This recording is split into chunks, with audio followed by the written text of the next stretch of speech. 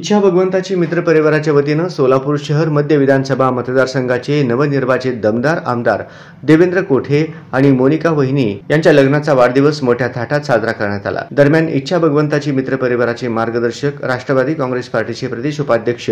तथा जिल्हा नियोजन समितीचे विशेष निमंत्रित सदस्य किसन जाधव, कार्यसम्राट नगरसेवक नागेश गायकवाड, राष्ट्रवादी युवक प्रदेश सरचिटणीस चेतन नागेश गायकवाड, राष्ट्रवादी शहर उपाध्यक्ष उमेश जाधव, कार्तिक किसन जाधव, गजू विक्रांत शिंदे, महादेव राठोड, माणिक कांबळे, हुलगप्पा शासम, माऊली जरग, दयानंद जाधव आदींच्या उपस्थितीत अक्कलकोट रोडवरील कैलासवासी लिंगराज बल्लाळ क्रीडांगण येथे स्वर्गीय विष्णुपंत तात्यासाहेब कोठे प्रतिष्ठान आयोजित सर्वधर्मीय सामुदायिक विवाह सोहळ्याप्रसंगी इच्छा भगवंताची मित्र परिवाराच्या वतीनं आमदार देवेंद्र कोठे यांना दादासाहेब असे नमूद असणारे फेटा, भला मोठा हार घालून केक कापून देवेंद्र दादा आणि मोनिका वहिनी साहेबांचा प्रतिमा भेट देऊन त्यावेळी त्यांना लग्नाच्या वाढदिवसाच्या शुभेच्छा देण्यात आल्या।